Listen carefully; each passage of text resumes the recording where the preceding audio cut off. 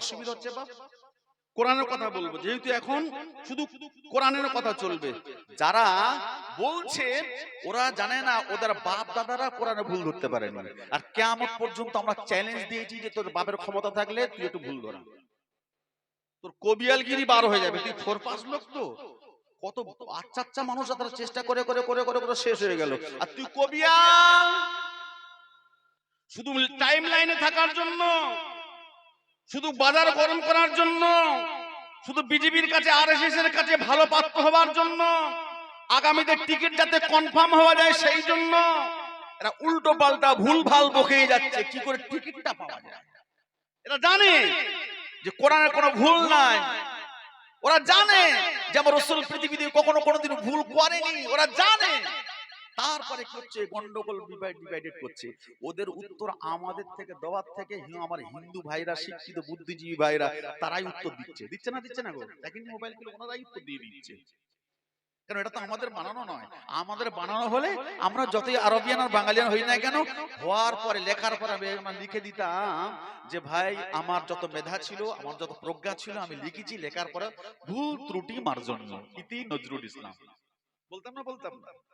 পৃথিবীতে যত কবি সাহিত্যিক আছে ওইটাই বলেছে। আর আমার আল্লাহ পাক লাস্টে কি প্রথমে বলে দিয়েছে, যালিকাল কিতাবু লা রাইবা ফি, এতে কোনো ভুল তো দূরের কথা, সন্দেহের কোনো অবকাশ নাই। জোরে বলবেন না সুবহানাল্লাহ। সেই জন্য এখনো পর্যন্ত তাম পৃথিবীতে কোনো ছুরিতে না, কোনো জোর বক্তব্য নাই, কোনো জোর জবরদস্তি নাই, কোরআনের আশ্রয়ে কোরআনের সুশীতল ছায়া চলে আসছে, আর বড় বড় শত্রুগুলো কলেমা পড়ে মুসলমান হয়ে যাচ্ছে। জোরে বলবেন না সুবহানাল্লাহ। কেউ 30 বছরের পূজারী, কেউ 40 বছরের গির্জার পাদ্রী, এরকম চলে আসছে, আর তার স্বীকার করে নিচ্ছে যে কোরআন শরীফের ভিতরে কোনো ভুল নাই। আমরা তো ওপেন আমরা চ্যালেঞ্জ করছি যে তুমি কোথায় বসবে বলো, তোমার বাড়িতে, তোমার পাড়াতে, তোমার গ্রামে, তোমার অঞ্চলে, তোমার বুথে, তোমার ঘরে, তোমার মেয়ের ঘরে, তোমার বাপের ঘরে, তোমার ছেলের ঘরে, যেখানে বলবে অল ক্যামেরা চ্যালেঞ্জ দিচ্ছে, আপনি কোথায় বসবেন বলেন, কোথায় বসবেন বলেন? বসবে না, শুধু হাইলাইট করবে কি করে নিজেকে হাইলাইট হওয়া যায় আর কি করে গন্ডগোল ডিভাইডেড করা যায়। দেখেন সামান্য কিছু বলছে দীপু দাসকে মেরে দিয়েছে, কেউ যদি সামান্য যদি কারো যদি কিছু হয়। আর দেখেননি নদিয়াতে দুজন হিন্দু ছেলে, অমিত দে আর অসিত দে, দুজন মিলে হিন্দু ভাইদের ঠাকুর ভেঙে হাত পা গলা সব কেটে ভেঙে সর্বনাশ করে দিয়েছে, দিয়ে হাইলাইট করতে চাচ্ছে যে কি করে টঙ্কন্ডল বাঁধা যায়, সেটাও ধরা পড়লো হিন্দু ভাই। কোনো আন্দোলন আছে, কোনো কিছু আছে, কোনো কিছু বলছে, কিছু বলে না। ওটা যদি কোনো মুসলমান হতো কি হতো? আর আজও পর্যন্ত যতগুলো ঠাকুর ভেঙেছে আজও পর্যন্ত কোথাও প্রমাণ করতে পারেন যে একটা মুসলিম ছেলে ভেঙেছে, আমাদের প্রয়োজন নেই। সেটা বিশ্ব ইসলামে দেখিয়ে দিয়েছে যে মুসলমানদের সৌহার্দ্য কাকে বলে, সম্প্রীতি কাকে বলে, মেলবন্ধন কাকে বলে, একতা বলে কাকে বলে, মিল কাকে বলে, সেটা দেখিয়ে দিয়েছে। ও ভাইরা, যে কথা আপনাদেরকে বলতেছিলাম, উতবা বলতে লাগলো কোরআন মুহাম্মাদের বানানো, সাইবা বলতে লাগলো কোরআন মুহাম্মাদের বানানো। আমার রাসূলুল্লাহ সাল্লাল্লাহু আলাইহি ওয়াসাল্লামের কাছে আল্লাহ পাক কোরআন নাযিল করলেন। সবচেয়ে ছোট্ট সূরা, সূরাটার নাম হলো সূরা কাউসার। কোরআন শরীফের সবচেয়ে ছোট সূরার নাম কি বাপ? সূরা কাউসার। ইন্না আ'তাইনাকাল কাউসার ফাসাল্লি লিরাব্বিকা ওয়ানহার। দুটো আয়াত লিখলেন, সাহাবারা কাবা চত্বরে কাবা দেওয়ালে টাঙিয়ে দিলেন, লটকিয়ে দিলেন, দিয়ে বললেন ইন্না আ'তাইনাকাল কাউসার ফাসাল্লি লিরাব্বিকা ওয়ানহার। তোদের কে বড় কবি আছে, তোদের বড় কে সাহিত্যিক আছে, তোদের বড় কে কবি আছে, কত বিখ্যাত বিখ্যাত কবি আছে, তাদের কাছে গিয়ে বল এরপরে আয়াতটা কি হবে বলে দে।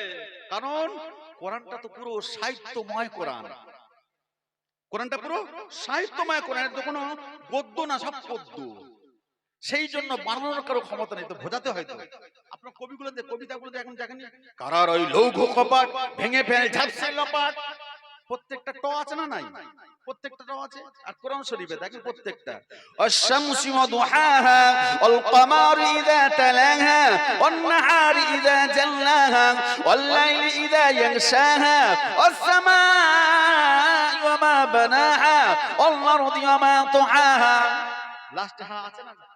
নুন আল কলামি ওয়া ইয়াসতুরুন আছে না নাই ওয়ান্নাযমি ইযা হাওয়া মা দাল্লা সাহিবুকুম ওয়া গাওয়া ওয়া মা ইয়ানতিকু আনিল হাওয়া আছে না নাই ইয়াসিন আল কুরআনিল হাকীম ইন্নাকা লামিনাল মুরসালিন আলা সিরাতিল মুস্তাকিম প্রত্যেক লাস্টে মিম আছে না নাই দেখেন কুল হুয়াল্লাহু আহাদ আল্লাহুস সামাদ লাম ইয়ালিদ ওয়া লাম ইউলাদ ওয়া লাম ইয়াকুল লাহু কুফুয়ান আহাদ লাস্টে দাল আছে না সব সুন্দর করে আল্লাহ পাক কবি সুন্দর করে পদ্মের মতো করে সুন্দর করে সাজিয়ে দিয়েছে সেই জন্য বলছে ইন্না আতাইনাকাল কাউসার ফাসাল্লি লিরাব্বিকা ওয়ানহার তারপরে কি আছে কাবাতে সাহাবীরা টাঙিয়ে দিয়ে বললেন তোদের কোন কবি আছে লিখে দে এটা নাকি মানুষের বানানো তা মানুষের যদি বানানো হয় তাহলে তোরা তো পারবি তোরা তো মানুষ তোরা তো বড় বড় কবি আছে আবু জেহেল চলে গেলেন ও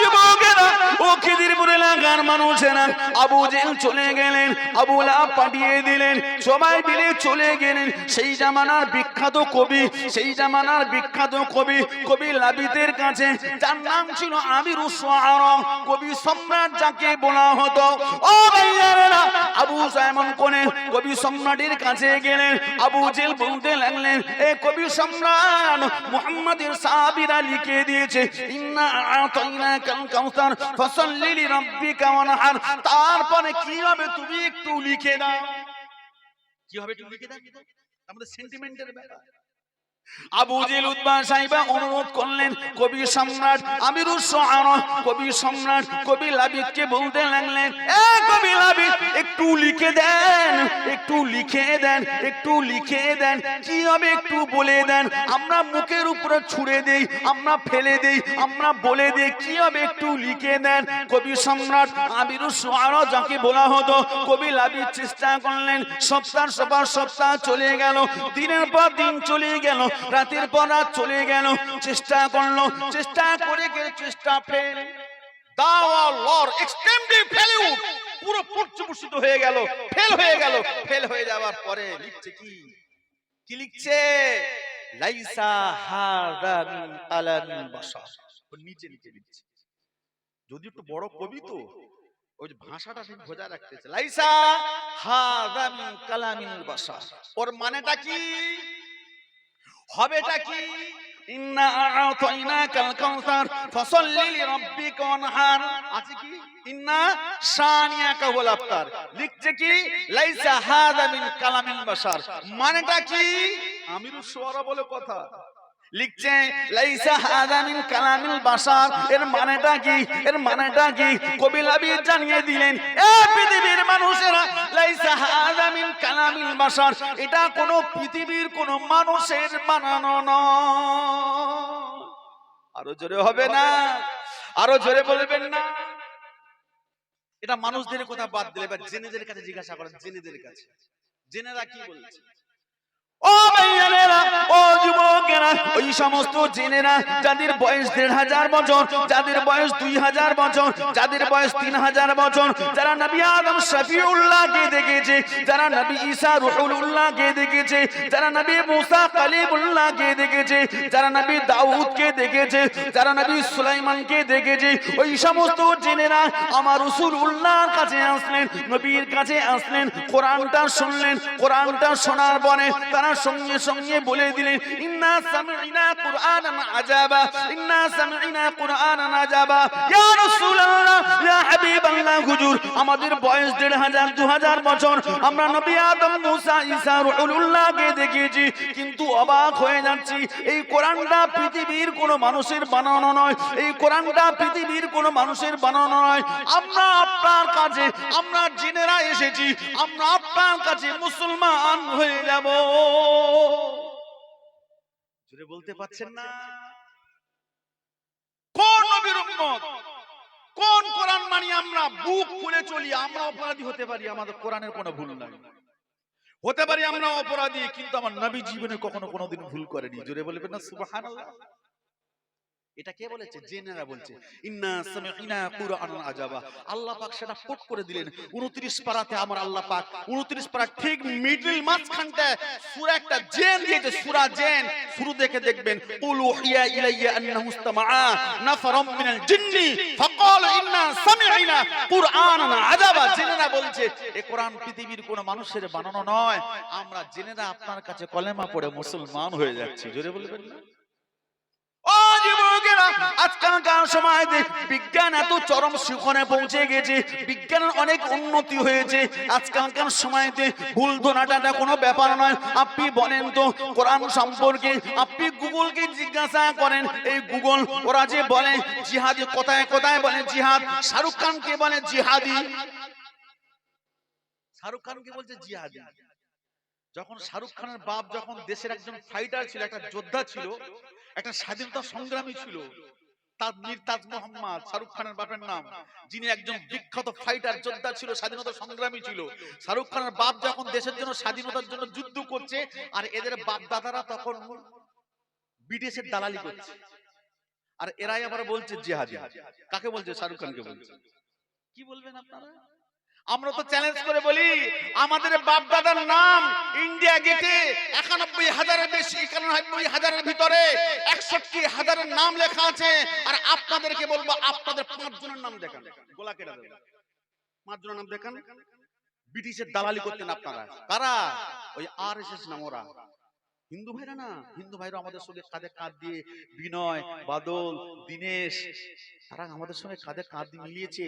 হিন্দু মুসলমান কাঁধে কাঁধ মিলিয়ে তারাও জীবন দিয়েছে। নেতাজি সুভাষ চন্দ্র বোস যখন ছিল, তিনি যখন ফৌজ গঠন করলেন, মুসলমানরা আগিয়ে আসলেন। মহাত্মা গান্ধী যখন আগিয়ে গেলেন, খান আব্দুল গফফার খান তখন পিছে পিছে ছুটলেন। যখন যাচ্ছেন নেতাজি সুভাষ চন্দ্র বসু, কর্নেল নিজামুদ্দিন তখন বলছে আমরা আগিয়ে আছি, আপনি চলেন।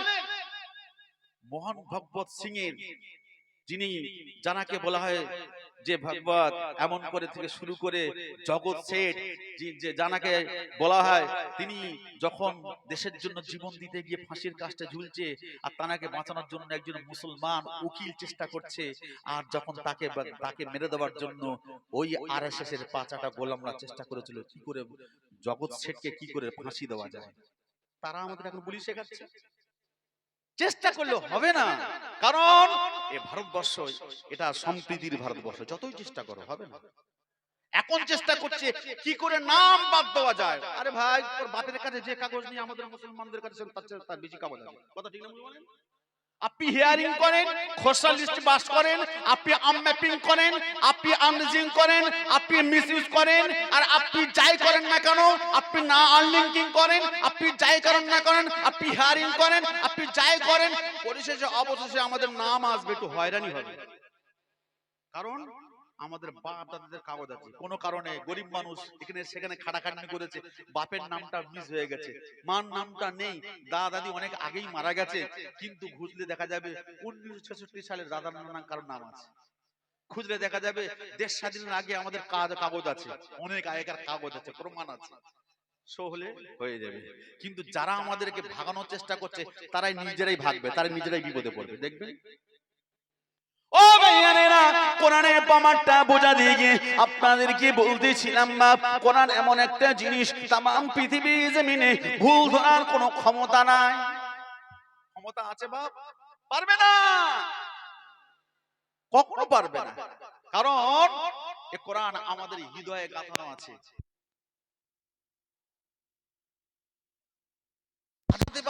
বলছে বদর যুদ্ধের সময় কোরআনটা পুইড়া খাইলেছে। বদর যুদ্ধ কবে হয়েছে আর কোরআন ছিল কতদিন? ইসলামের প্রথম যুদ্ধ বদরের যুদ্ধ, আর কোরআনটা তো নাজিল হয়েছে একটানা 23 বছর ধরে, 1 বছর ধরে 40,000 বার বেশি আমার রাসূলুল্লাহর কাছে জিবরাইল সাল্লাম এসেছে। 23 বছর ধরে কোরআন নাজিল হয়েছে। বদর যুদ্ধ ইসলামের প্রথম যুদ্ধ, বদর যুদ্ধ। ওরা বলছে কোরআন তো প্রথম পুইড়া গেছে, নাজিল তো হয়েছে পুরো 23 বছর ধরে কোরআন নাজিল হয়েছে। মক্কায় নাজিল হয়েছে, মদিনা শরীফে নাজিল হয়েছে। মদিনা শরীফে গেছে তার প্রথম যুদ্ধটা তো বদরের যুদ্ধ। আন্দাজে কি শুধু বিভ্রান্ত করা, শুধু বিভ্রান্ত করা। আমার রাসূল সাল্লাল্লাহু আলাইহি সাল্লামের জামানা তার পরে পরে পরে পরে অনেকেই এরকম এসেছিল। যারা এসেছিল তাদের নামটা মানুষ থুতু ফেলে ঘৃণার সঙ্গে তাদের নামটা নেয়, আর যারা কোরআনকে